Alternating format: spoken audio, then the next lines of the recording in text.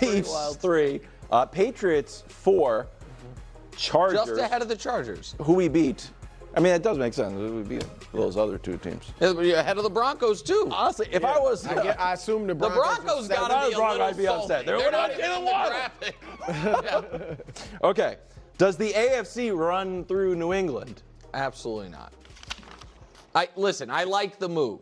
All right. I think it's a good move. I think they paid a little more than you wanted to pay because you didn't want to pay a first, but for some reason, because it's a 2028 first, people don't care as much. I'll be here. Exactly. Like, who knows? Maybe the NFL changed the rules by it. With AI, NBA changed the draft. Be lonely with a robot. But listen, I think that this is, at the very least, in the short term, a net positive for the Patriots. Now, by the time that 2028 first-round pick, whomever that is for the Eagles, is playing real snaps in the NFL, will A.J. Brown still be an elite receiver? I don't know. So in a few years, maybe the Eagles will be happy they did it and the Patriots potentially won't be. But in the short term, I think this helps them. Yep. But I think Vegas is correct in that for a number of reasons. One is, just for us at the table, I personally would be, and maybe you guys feel differently about the Chiefs than I do, more shocked if the Ravens, Bills, or Chiefs missed the playoffs this year than the Patriots. Oh, yeah. I agree. I would be more shocked by either of them. And I know the Chiefs just missed the playoffs. I get that, so you might disagree. But especially given the fact that it looks like Mahomes is on track to be healthy-ish, at least to start the year. Those three teams, even though the Ravens and Chiefs, I guess the Ravens also missed the playoffs, both had down years, I would be more shocked if they went 8-9 and missed the playoffs, and if the Patriots went 8-9 and missed the playoffs. I also think that the track record of making the Super Bowl and not winning it, if you haven't won one before, is not littered with teams that got right back there. In fact, the last 8 quarterbacks to make a Super Bowl there and not win it when they hadn't won one before, the only guy hadn't won one before. Yeah, so Brady and Mahomes lost and got back and won. Manning lost, but he had already won one. I only did the last 8 years, but we could go back the last 30 years, and we haven't had a quarterback lose their first Super Bowl and ever get back to it. All right, let's dive into this. These kinds of discussions always fascinate me, and at the same time, they feel entirely pointless to me. Because every situation comes with its own very specific, unique set of circumstances.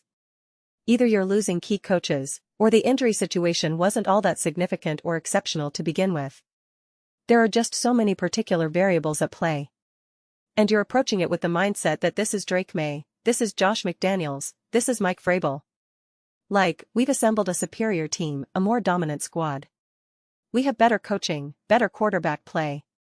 However you want to break it down ultimately. But also, the assumption that you'll automatically make it back to the Super Bowl doesn't mean you won't be competitive. Look at the Eagles, they're such a perfect example of this.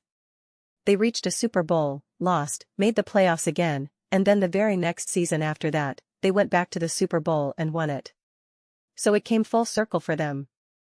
And I don't think that was inherently because the season immediately following the first loss was the one where they turned it around, it was the one after that. But if the Eagles had had Kellen Moore and Saquon Barkley and been able to draft Cooper DeJean and Quinyon Mitchell, they would have been right there in 2023 as well.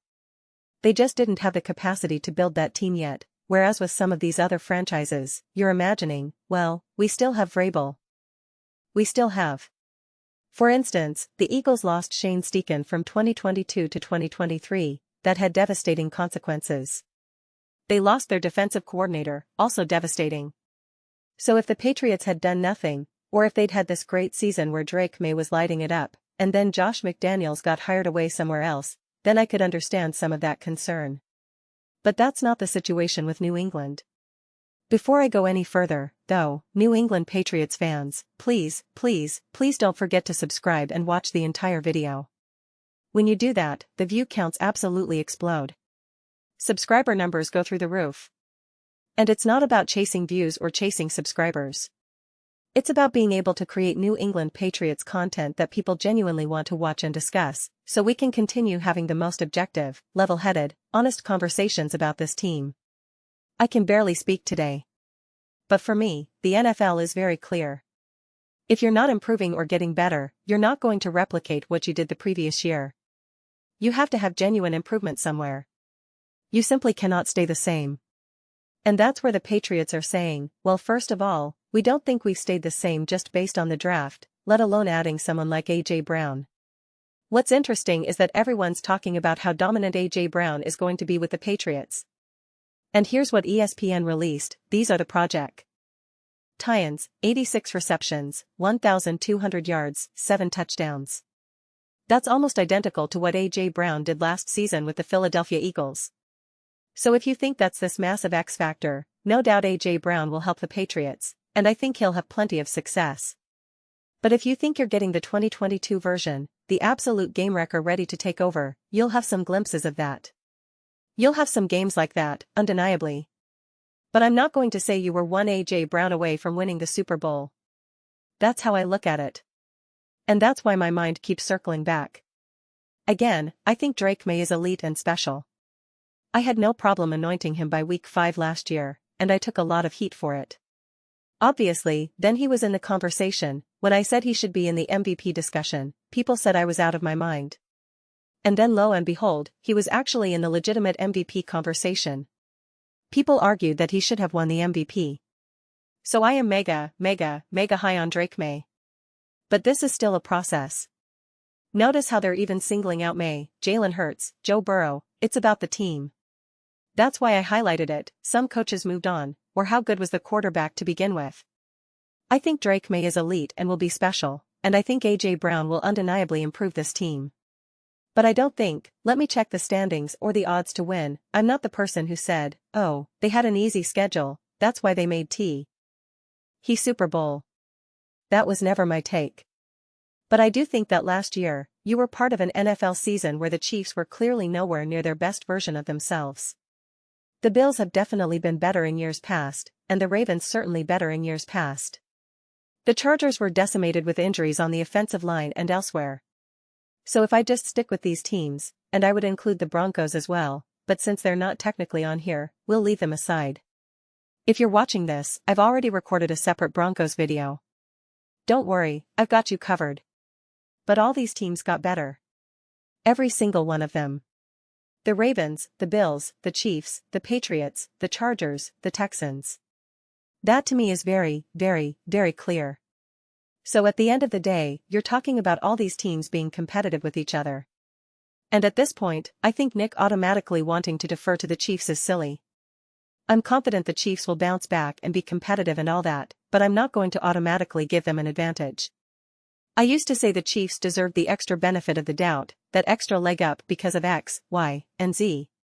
But in this moment, I don't see why any team should get that extra bump, or even any quarterback. At the end of the day, it comes down to, who has the most complete team? And which coaches are pulling the strings at the right time? That's what it will come down to more than who's the better.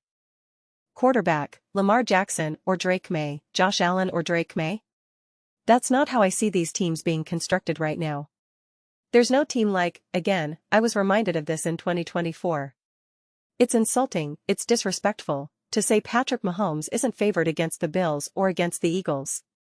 But that has nothing to do with it right now. Nothing at all. We're just talking about how we feel about the coaching, the roster construction, the quality of quarterback play. And I know people have cooled off on Drake May because of how the season ended and his playoff run.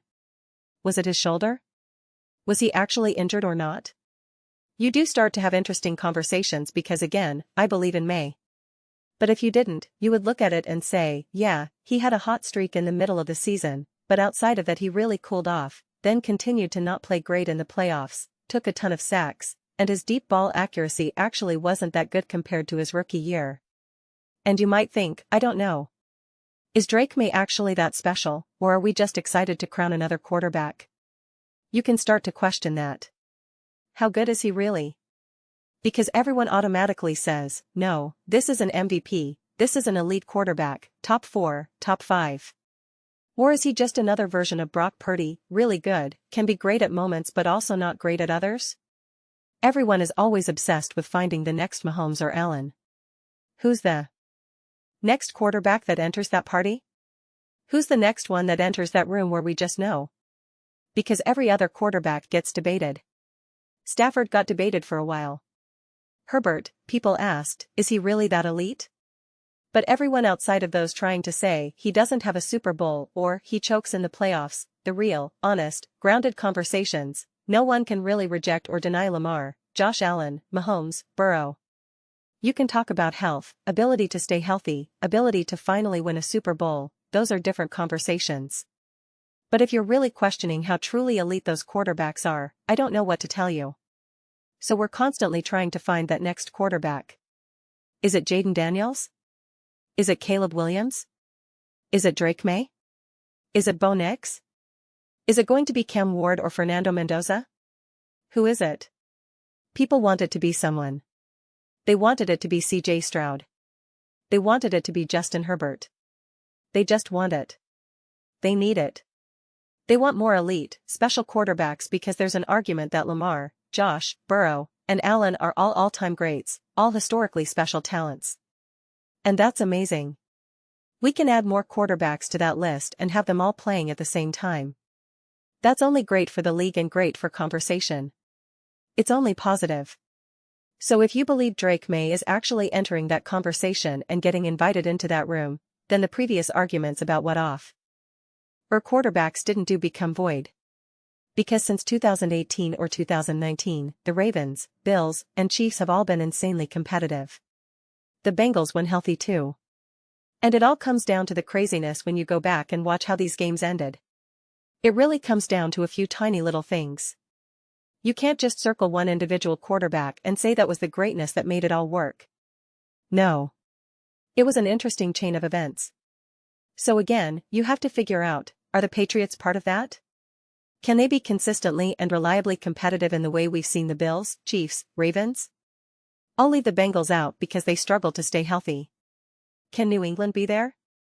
If the answer is yes, then you go to, how do you feel about coaching, Vrabel and McDaniels going up against Jesse Minter, Declan Doyle, Joe Brady? Just go down the list of coaches. Are we at a big disadvantage?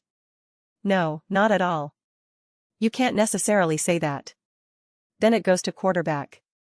Can Drake May actually be the individual difference maker above a Mahomes, above a Josh Allen, above a Lamar? I think many people could admit there's definitely potential for that. Absolutely undeniable potential. But is it proven or shown in the way we've seen from Mahomes, Allen, Lamar, and Burrow over a long enough timeline? No. That's the one thing I even discount sometimes, as much as I praise these quarterbacks and as excited as I am for the new generation, praising Drake May nonstop, Jaden, Cal. I think we do sometimes overlook the level of consistency of greatness we've seen from those other quarterbacks. It's actually incredibly remarkable. That's why they're all-time special talents. I don't even care about just the bottom-line stats, passing yards, touchdowns. When you actually watch their performances on the field, not only how high their peak can be, but the fact that they've done it year after year, even in statistical down years for touchdown-interception ratio or passing yards, you still see the absolute bona fide spectacular. You see the absolute superhero. Oh my gosh, this is truly special. And Drake needs to show that. Caleb needs to show that. Jaden needs to. Bo needs to. I believe in all their potential. I believe in so much of what they've shown. That's why I always frame the conversation in a way that says, let's just talk about what we're seeing right now rather than projecting into the future or weighing so heavily what we've already seen from Mahomes for years. That's why when I had my take, based on what we're seeing right now, not factoring in the past, you could make the argument that you wouldn't take any other quarterback over Drake May because of X, Y, and Z. That's a separate conversation. But if we take that other step back and look at everything as a whole, that's kind of what Nick is saying. I'm going to have more confidence in the Chiefs, Bills, and Ravens because they've demonstrated a level of consistency you just don't see A2. And of. But the best thing the Patriots have going for them is that they are an incredibly well-run team, just like those other franchises mostly are.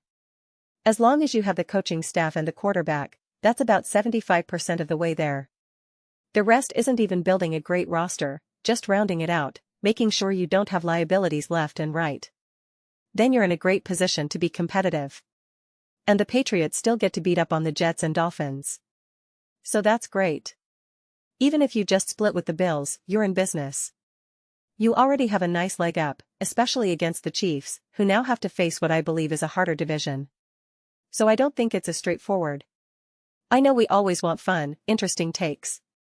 We want to pound the table and say, the AFC runs through the Patriots, or it still goes through Patrick Mahomes until the throne is taken from him. I know people love those takes.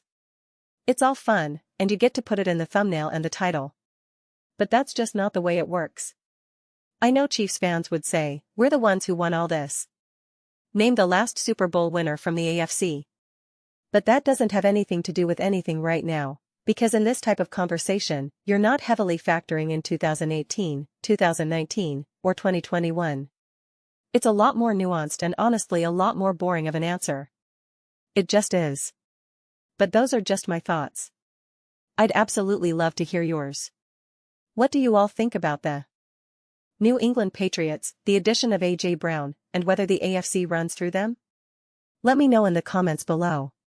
I read every single comment, whether you agree with me or disagree.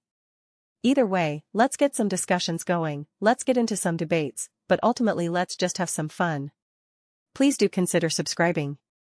We're building an amazing community here, and I absolutely love to see you be part of it. I want to build something we all genuinely feel connected to, something we're really excited to be part of. I think we're well on our way. Please don't forget to give this video a thumbs up, it really helps with visibility and the algorithm. Thank you so much. See you next time.